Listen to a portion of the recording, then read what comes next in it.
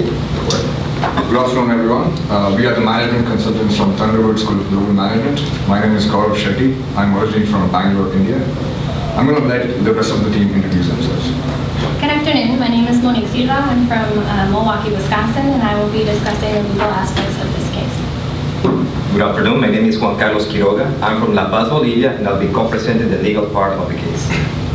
Hi, my name is Franz Ferguson from Las Vegas, Nevada. I'll be representing the financial of the case.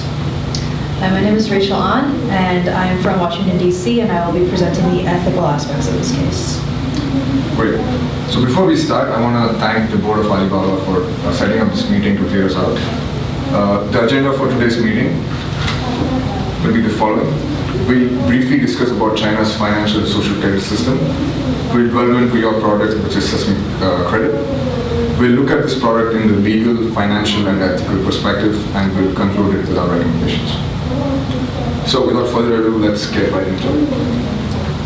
The China's social credit system, to put it delicately, is in its primitive stage, meaning the credit card market penetration is still in 16%. The primary reason for this is the lack of financial infrastructure in place. China's People Bank, which is equivalent to the US Federal Reserve, has credit history information about 350 million Chinese citizens. To put this into perspective, this is just 25% of the overall population. What is even worse is it's less than 50% of the online population in China right now. To realizing this gap in the financial infrastructure, the Chinese government commissioned 8 companies, private and public, to come up with their own pilot projects of credit score system. That's where you come in.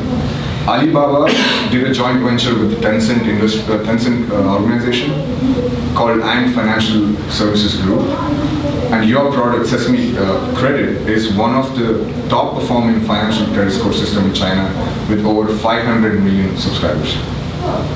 What is Sesame Credit? Like any other credit score system, the score ranges from 350 to 950. If an individual has a score of more than 550, he's considered as a safe bet. The mechanisms to rate the particular individual in terms of credit score are the following. First, the user's credit history. This is where the 5 C's of credit comes into the picture. First, the capital. How much capital is the individual willing to put in order to get into this arrangement? The collateral. How can the lender get this money back in case of he refuses to pay or doesn't have the capacity to pay? The character of the individual, which is the integrity of his, the ethical values of him, how good he was and how he or she is good in paying the bills in his past.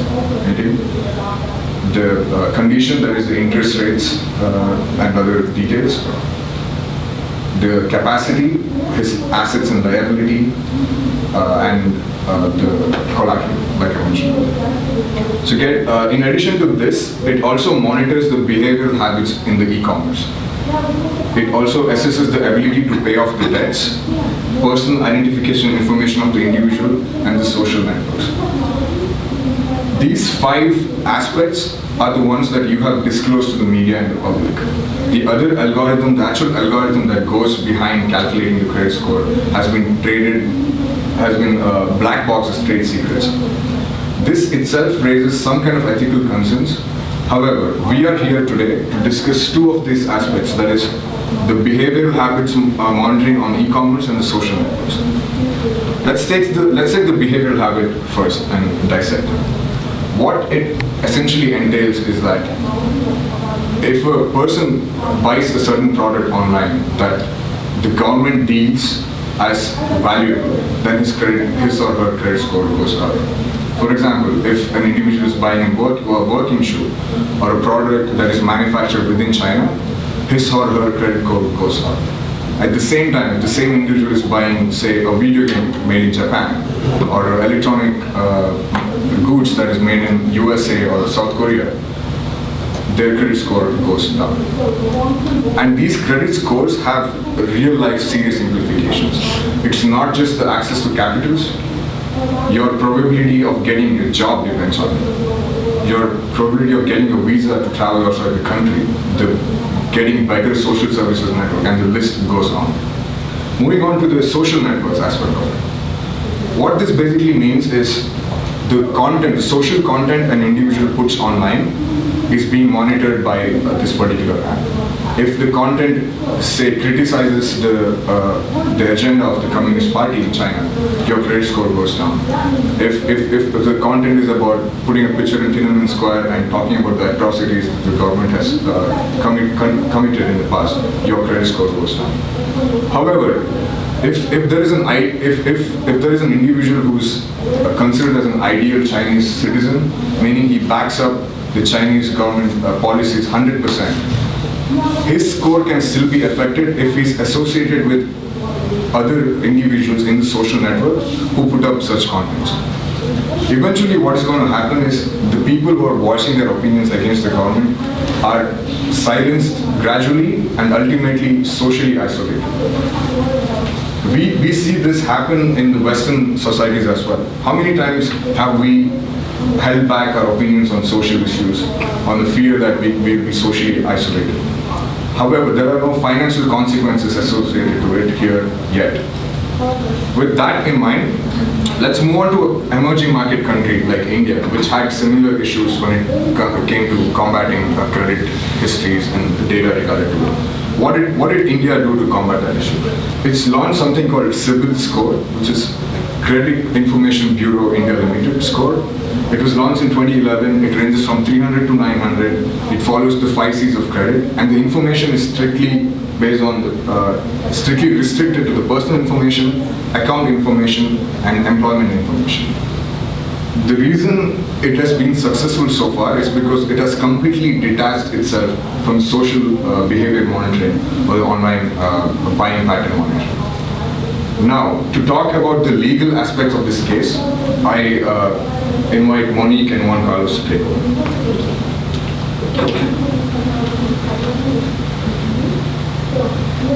So China wants to create a credit score system based on a citizen's behavior. But what happens next? You, Alibaba, and Tencent have created a platform that leverages things like big data, mobile internet usage, as well as using cloud computing to measure and evaluate a person's lifestyle behavior to create a gamified product that evaluates how people should behave. But who is monitoring the monitors? And what rules, regulations, and laws are being implemented to protect one's own personal information? After much research of our legal team, we have concluded that there are no data comprehension protection laws offered in China, unfortunately. Recently, there has been a number of legal cases where citizens' personal information has fallen into the wrong hands. And because of the misuse of this information, many citizens have lost their entire life savings, as well as statuses within their community, their friends, and even family members.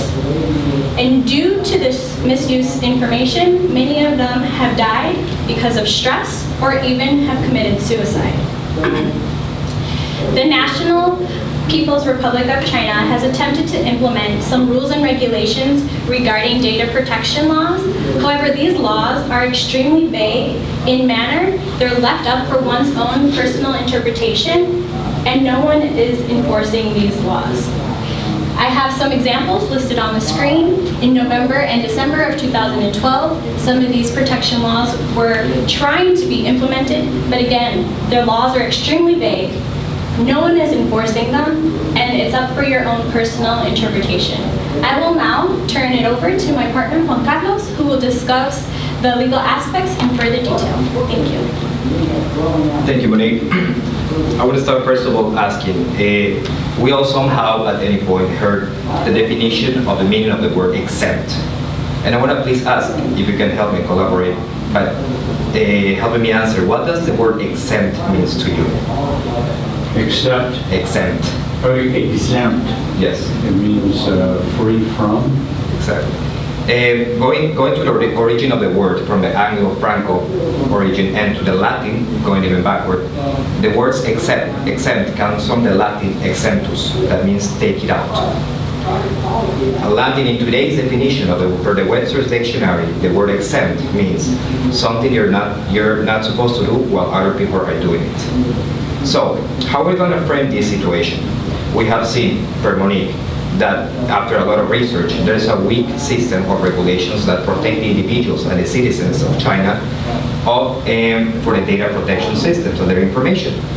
But they have there's certain orientation into develop that, but they're still weak. There's these weak regulations and relaxed regulations right now, and how we interpret these exemptions, we're going to call it loopholes in the legal side.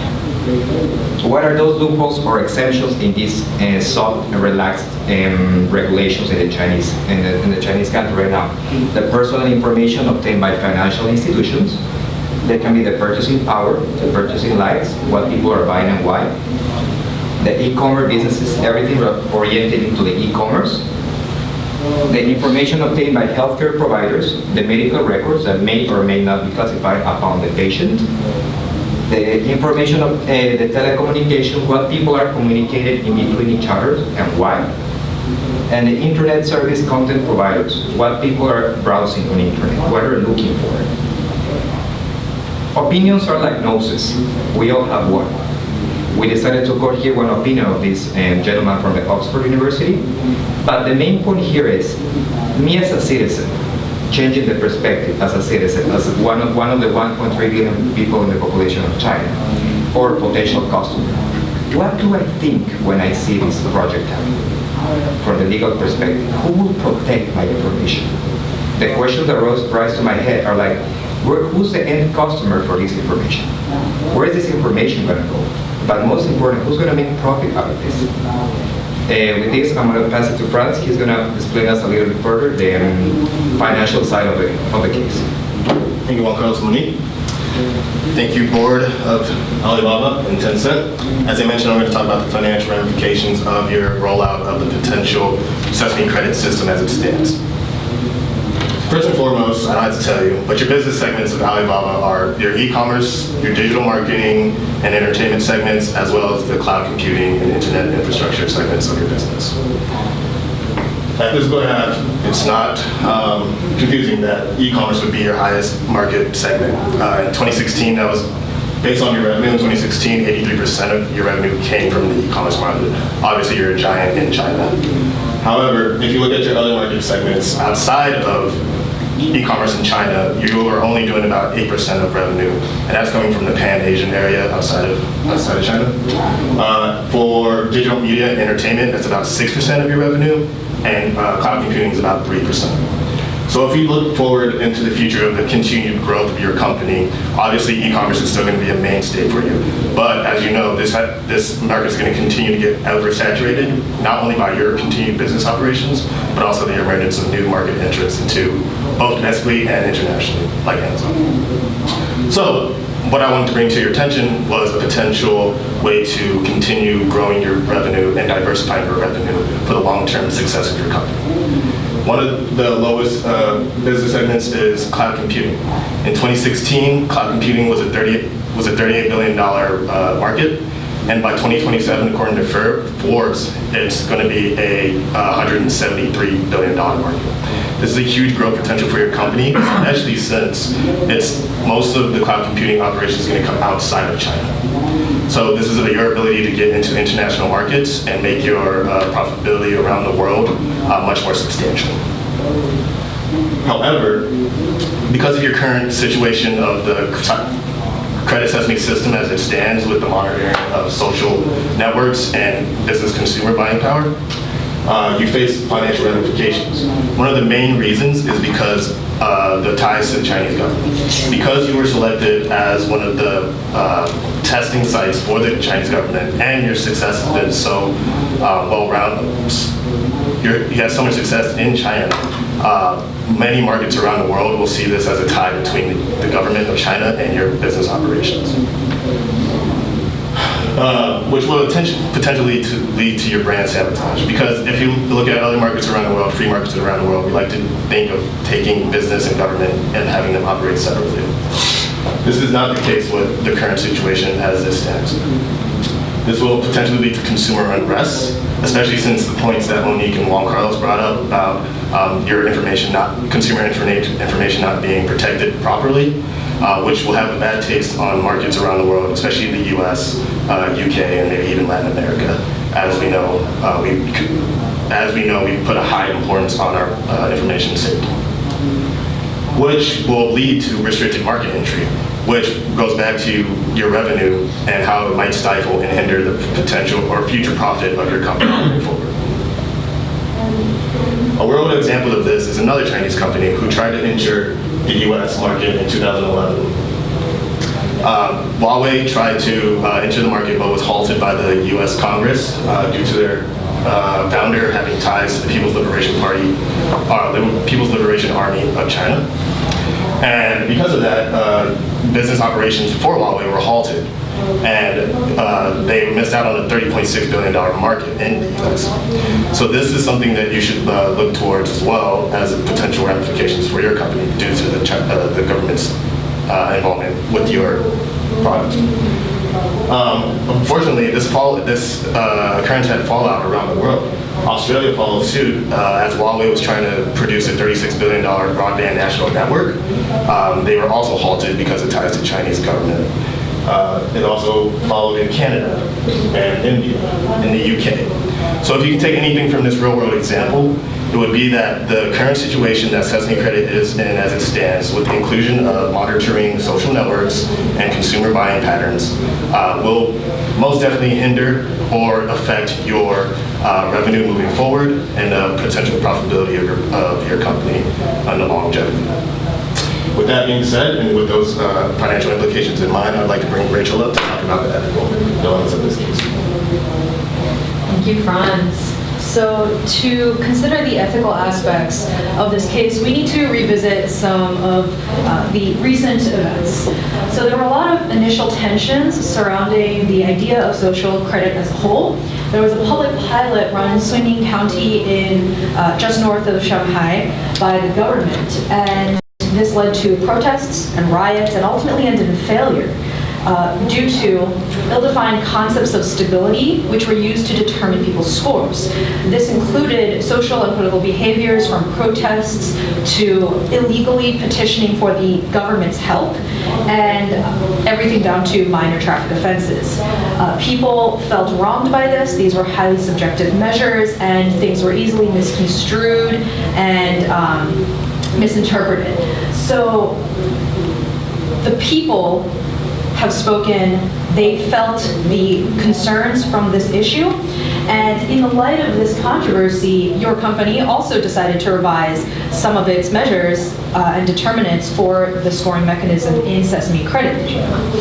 So clearly, we have some things to address here. From an ethical perspective of rights, Sesame Credit violates some basic human rights, especially those regarding upholding human dignity and doing no harm to others. So, due to the complete lack of any privacy policy, Chinese citizens' information, personal data are being put out for the entire world to see, available for use from everyone from third parties to hackers and identity thieves. What's the difference between this and stripping someone naked and throwing them out on the street? In terms of transparency, people have no idea what they're getting into. People aren't aware of what's being put into this score that they're sharing so eagerly with their compatriots. So none of the Chinese citizens that we interviewed had any idea that there was a social aspect to Sesame Credit to begin with. This means that citizens are signing up to share information that they would not knowingly consent to sharing, which in extreme cases of improper usage or information leakage may lead to, as previously mentioned, death by stress or even suicide. Now, from a fairness and justice perspective, Sesame Credit of all the ethical issues that this product may potentially pose to an individual, the most actively unjust or unfair aspect is the inherent inequality with which citizens will be treated based upon factors outside of their control. One can only be held responsible for one's own actions, financially and legally. You can only receive the products and services that you pay for. You can only go to jail for the things that you committed. So why and how is it that it is right for a social credit score to include behaviors of other people? Including social networks in this score is not only unjust, but also goes against, actively contrarily to the initial fundamental principle of trust building that social credit issued by the government was supposed to build. This was stated in the State Council notice issued by the Chinese government for the plan of construction of social credit from 2014 to 2020. So I want to reiterate, the people have spoken here. They feel that there are ethical concerns that they feel they are being wronged for, and despite the lack of a legal framework, this still has financial implications, this still has implications for your company that you need to take into consideration. This really calls for a reevaluation of your product. It also calls into question whether your company has the right to incentivize or penalize people for their behaviors that are based on government influence recommendations.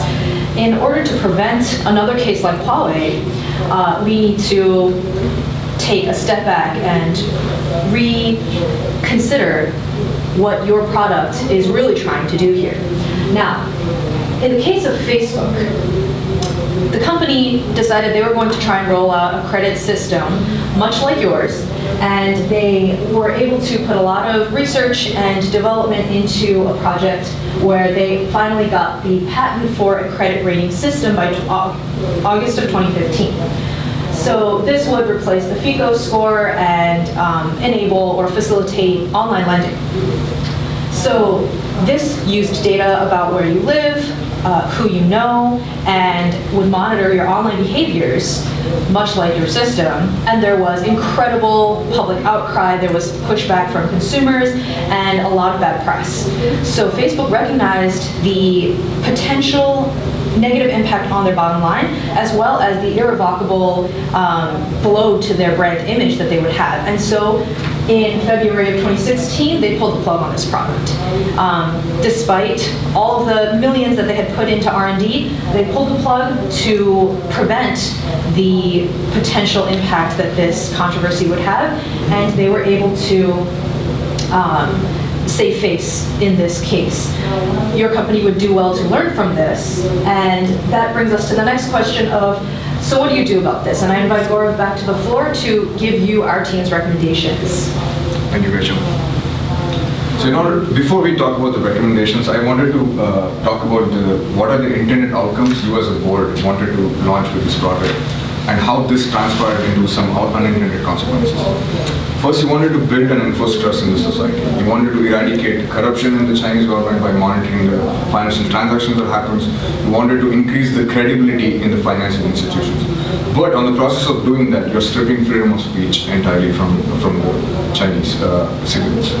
You wanted to encourage appropriate social media behavior and promote conscious consumerism. But in the account of doing that, you're letting government pick winners and losers in the market. For long, China was able to boost its economy in the last decade is because on some fundamental levels, government and business have been kept two separate institutions. By doing this, you're letting government take the shots. And Economy 101 says, wherever there is demand, there's going to be supply. If you penalize buying certain products online, you're going to create a black market for those products. You wanted to create increased rewards and incentives for socially beneficial, financially responsible behaviors. But because of the lack of data security measures at place, you're, like Monique, I want to reiterate the point that Monique mentioned. The ramifications of someone stealing those data is huge, and we have already seen certain cases happen in the last year. And right now, if you go online and search for how to increase your score without going to the hassle of buying a particular product, you can find articles on how you can increase your Sesame credit. So that negates the credibility of the whole system. And there is lack of contextual monitoring as well.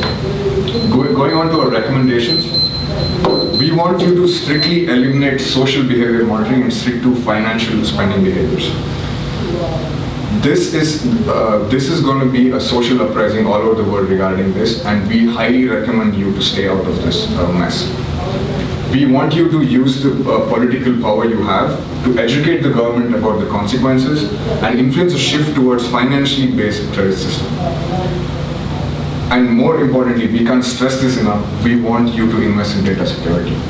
In 2016 alone, there were 2 cases where your company employees has been caught stealing consumer data and selling it online. And there's been a huge damage in terms of brand image. We request you to invest a little bit on marketing campaigns in order to rectify that. And finally, we request you to develop a better, long-lasting financial economic system for China. With that, I want to close my presentation and open the floor for questions. Thank you.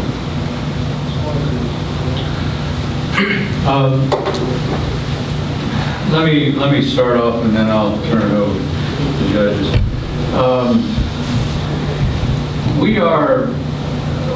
We're Chinese companies, right? Yes.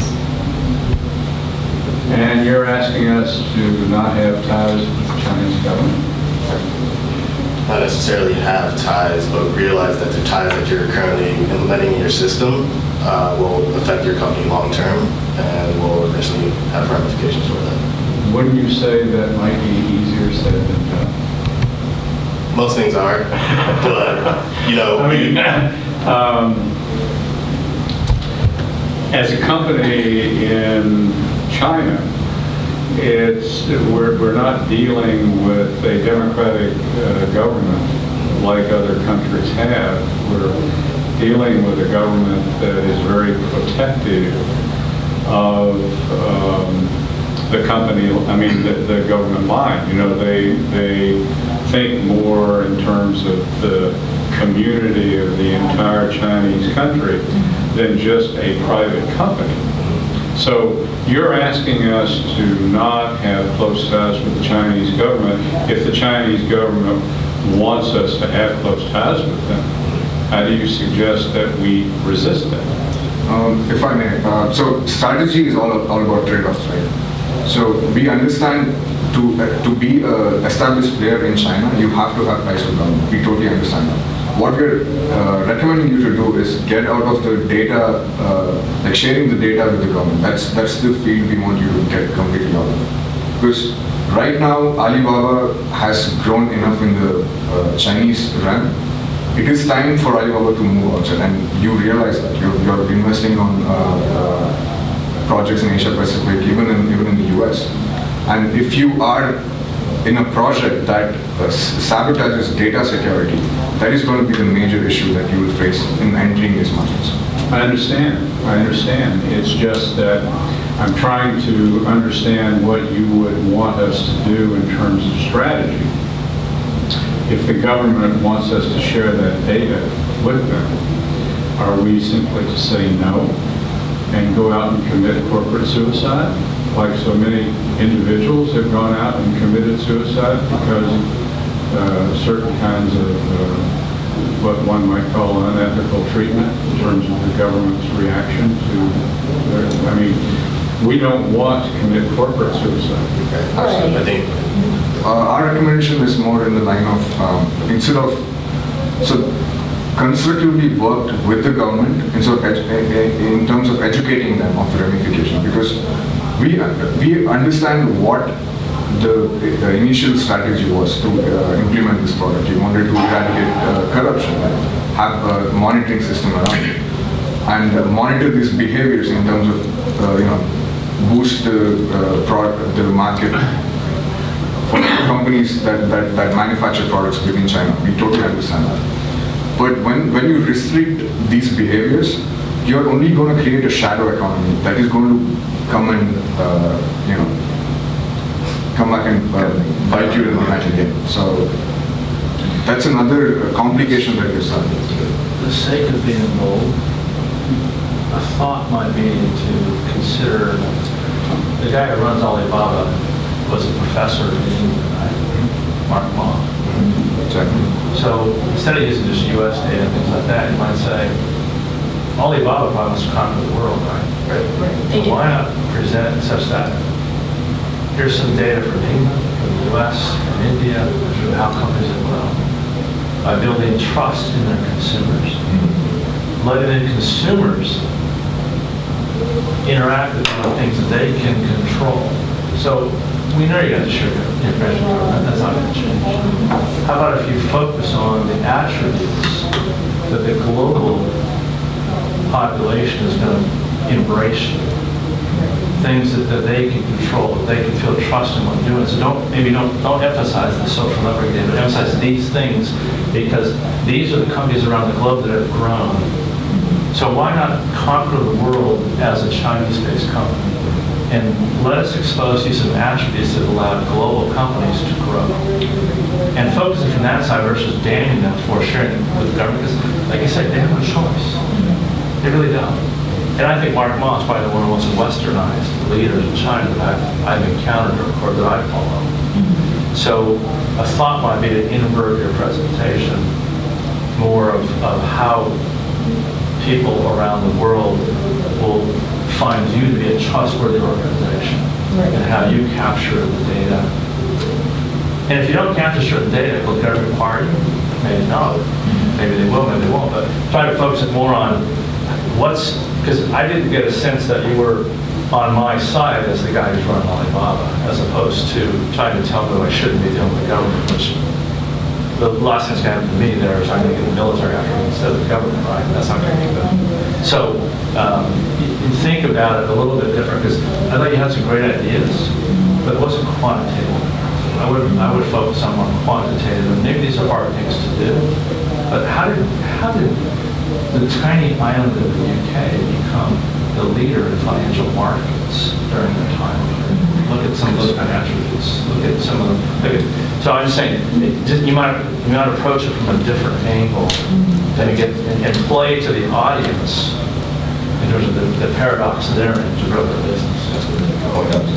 I think also an aspect of it as well is what Rich was pointing out is the local people in China. That shift is changing. There's a growing middle income class there. They are realizing that they do have more rights than they are already given. So I think even social, like domestic intention is changing as well. And maybe those consumers can have that. I couldn't agree with you more. I haven't spent a couple years living in China. I couldn't agree with you more, but you could bring some of that, more of that data to the table. You should say over the past 5 years, here's the tendencies we're seeing from some polling that maybe you can get ahead as a company in Alibaba. Definitely makes sense. I hear that you're making 3 recommendations, and I understand 2 of them, and I'm confused about the 3rd. So the first is you're recommending increased data security and privacy protections inherent in the management of the data itself. You're then also recommending that there not be social networking involved in any kind of credit score that is only financial data. And the 3rd is that there not be any kind of governmental screening, which is fundamentally what we've been talking about as one of the elements of the scoring.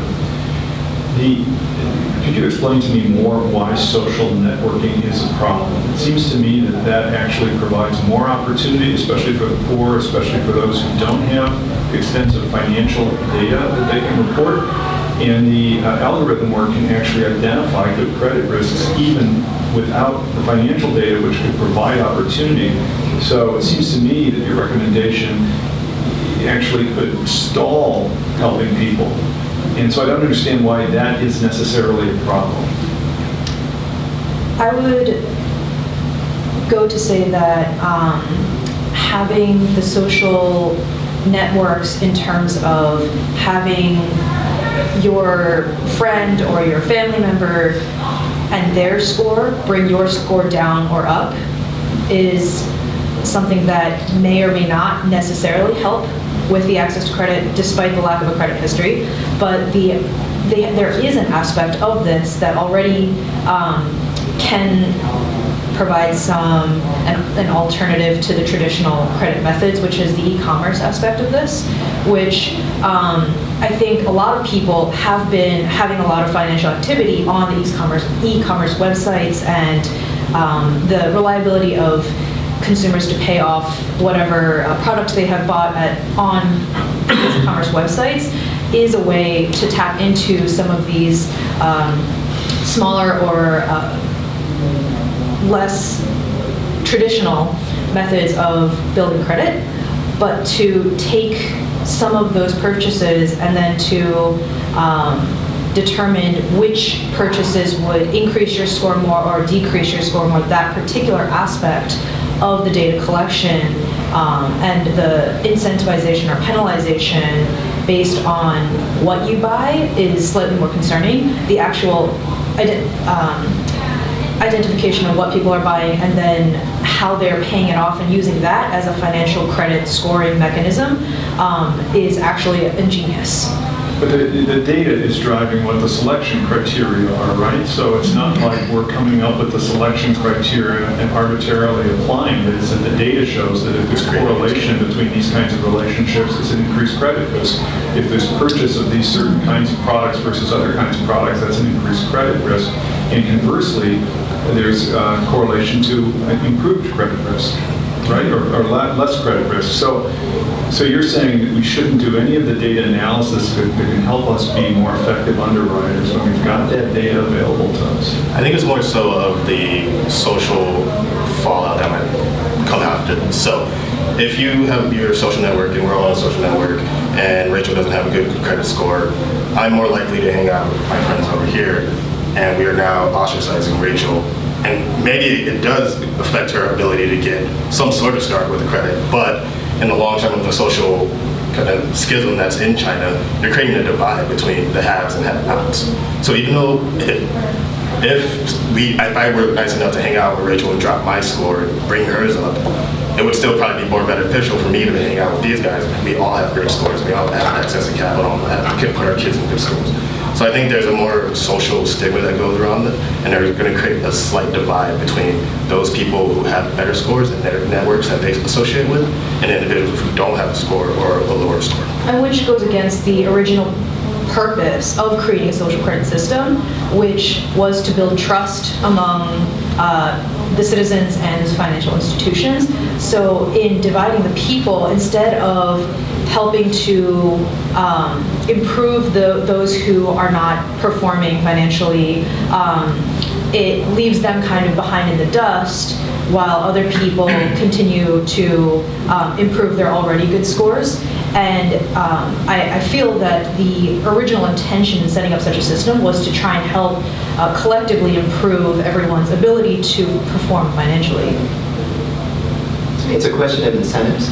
So Alibaba, when they're brainstorming this Sesame Credit project, their incentive was to get underwriting as good as possible by finding all the factors that you've all mentioned, the financial factors, social networking, presumably aids in credit scoring, and then these kind of Chinese government interlinkages that you mentioned. I mean, it's conceivable that those also could just economically help in underwriting, so the more plugged in you are to the government, the more likely that you get a job in the ministry somewhere that pays better, that makes you a better credit risk. Or maybe it's a situation where they start with these optimal algorithms and then they present those to the Chinese government, and the Chinese government says, no, you can't use that, or you have to also add this one before we give you our blessing. I'm wondering how much insight you have into the development process and the Sesame Credit. There's of course, the intention is going in the holistic approach of the collection of data in order to get the interpretation. But, for example, for the legal perspective, the research we have done, there's even in that loophole, in that self-regulation right now, even like there's some internal mini regulations that are happening right now in some cities that are even going more deep down. For example, if you have more than 3 kids, your credit score goes down. If you haven't visited your parents within 1 year, your credit goes down. So it's real, like it's happening. So in that sense, But do you think those variables maybe are economically indicative of credit worthiness? it depends on. And they did all the big data analysis and said, yeah, if you have too many kids, so they're starting from an economically rational point of view, and then we can talk about the moral issues behind including or not including some of these factors. I'm sure that's what they would say that their thought behind the first process of it is, but Yeah. it's really hard to say given the data that we have if that is actually. And it's hard to, I mean, you don't have that visibility into the development process. And in addition, oh, sorry. It's the same type of products because they're developing in the United States. Are they also unethical here? What do you mean? Well, I mean, Even on the social networking side. using there's that as definitely part of efficacy. factoring into underwriting criteria, so that's happening, and that's basically, as you said earlier, to fuel the success of online, loan processing. So, is it unethical here? Well, I mean, it's still kind of gray area here now. We have a bunch of these private lenders that have been popping up, like Lending Tree and things like that, on these online lending access to capital websites that don't really have regulations to them, and they're kind of just these people who want to be able to give out loans to whoever on the internet. So, yeah, I think there is some sort of ethical dilemma But that's assuming not really defined. I'm not talking about the ethics of an individual company, but it's the mechanism of the use of social networking data as part of the underwriting criteria.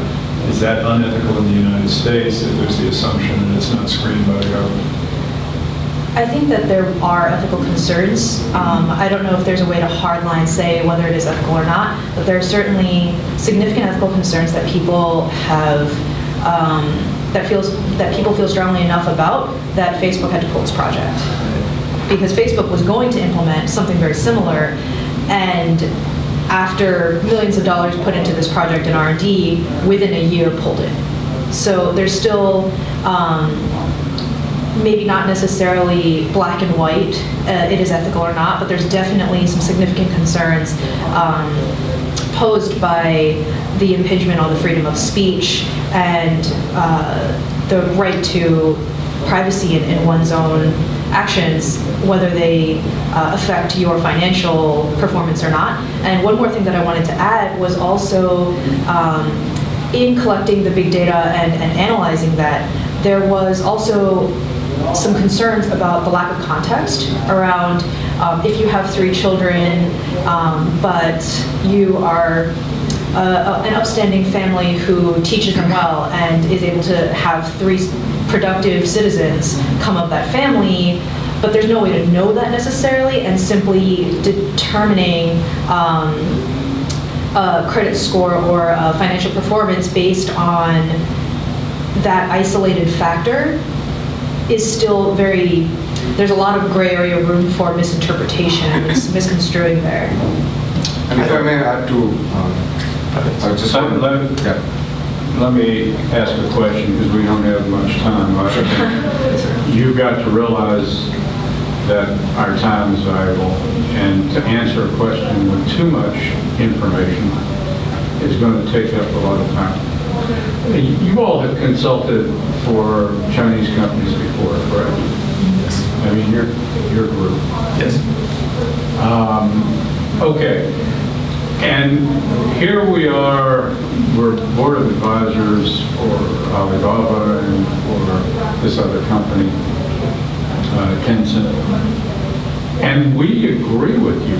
We don't want to be blackballed, if you will, by the United States or England or Europe because we have ties to the Chinese government, and the Chinese government wants us to share their data, wants us to share data with them, and they use that data in ways that we find also are unethical and disturbing.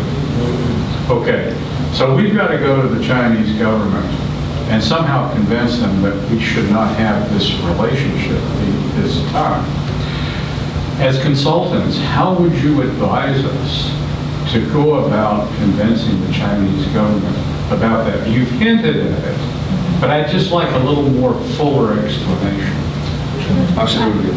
So Alibaba is a major contributor to the GDP of China. And right now, it can't grow inside of China. For the company to grow, you have to venture outside of China. And if you want to be contributing to the Chinese GDP going forward, you have to venture into outside markets.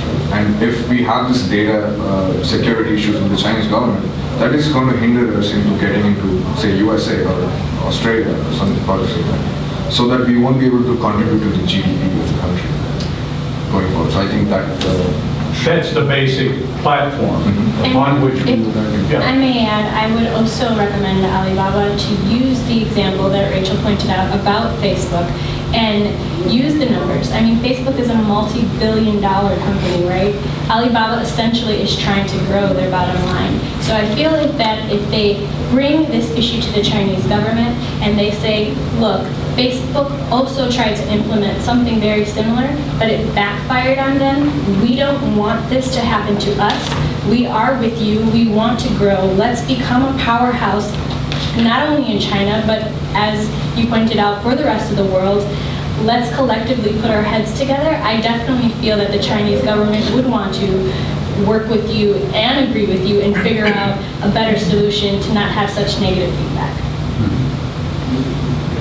Did Ginny ever want to say one more, anything else about that? I just wanted to add to your concerns about ethical issues. Right? So the norms for ethical issues has been changing constantly. Right?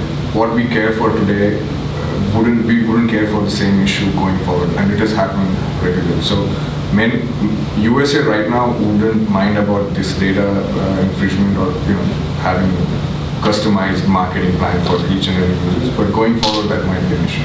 So as an industry leader, we should see that trend happening and try to think about taking measures.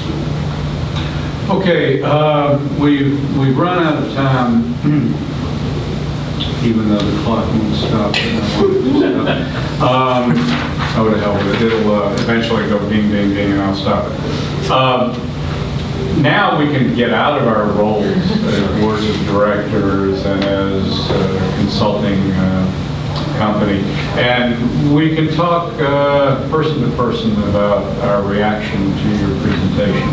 Jeff, would you like to start? The topic's really compelling, and the way in which you engaged it was really good. Your presence is really very professional and engaging, and the way in which you kind of passed the baton one to the other was very good as well. I was a little confused around the ethical pieces because of those three dimensions, and so that's why I was trying to flesh those out. And so it took me a while to figure out really fundamentally what you were telling me the problem was.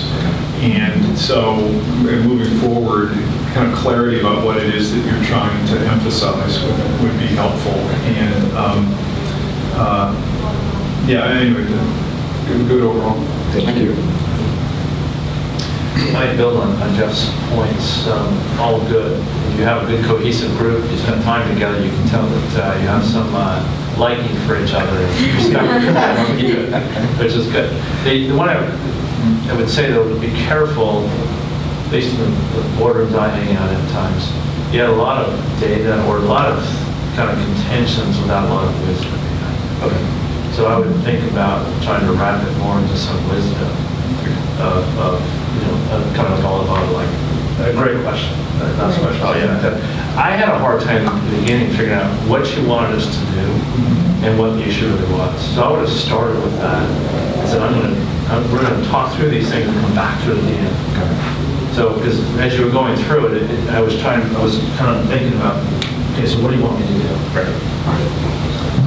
But like I said, good, very good presentation. Thank you. I commend you on the topic. It's a complicated topic, and I can see why it took us a little while to actually get to what the crux of the problem was and what the solutions were that you were recommending. I love the Facebook case study. I'm a big fan of case studies. It would have been really interesting for me if you could have, and I don't know how much disclosure exists, but dug a little deeper into exactly what Facebook was trying to do and then what their conclusions were that led them to cancel that. I think it is a great analogy.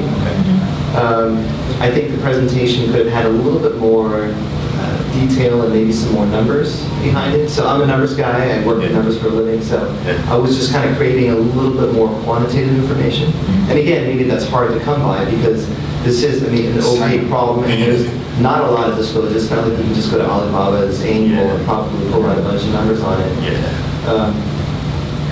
And it's gotten me thinking more about Chinese consumer credit and also the FICO score. Oh, that's the other thing. So for me, it would have been really helpful at the beginning if I just had one slide. This is the FICO score in the US, this is how it's created, this is what Alibaba wants to do, and this is how it's different from the FICO. So that would have been a really encapsulated way for me to have that whole difference summarized so I could understand exactly. And then we can talk about whether it's a good thing or a bad thing and the ethical implications behind it. But I thought you all did a great job. Thank you very much. Yeah, I agree. You did a good job. I think the organization of the presentation could have been better. I mean, I think Steve was hinting at that, and perhaps Jeff as well.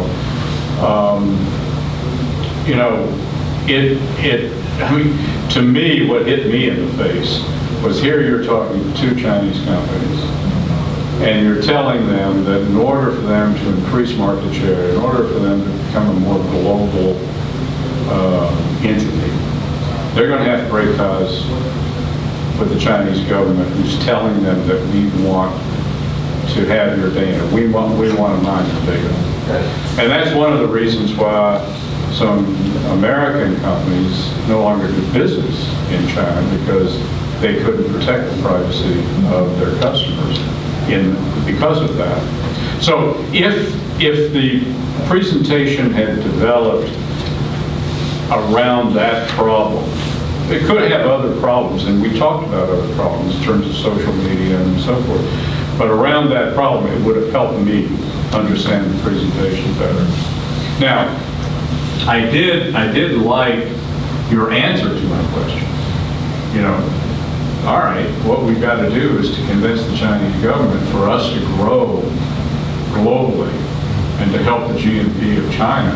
We need to make sure that our customers, that the people who use us, that who use Sesame, feel that our data is protected, that there are good privacy safeguards, and so therefore we have to be much more independent than the rest of the world is perceiving us to be.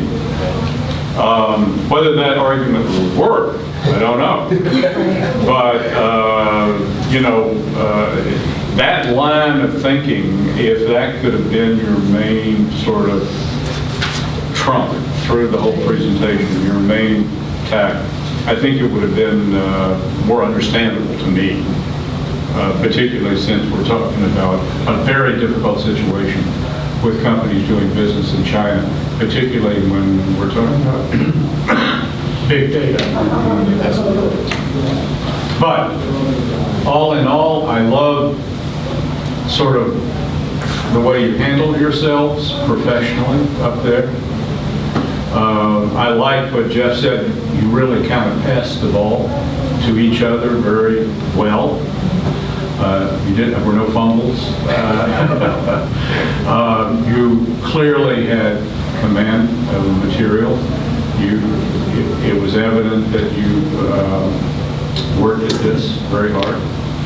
And so for a lot of those reasons and more, I think you should consider your presentation as successful. Thank you very much. Good job.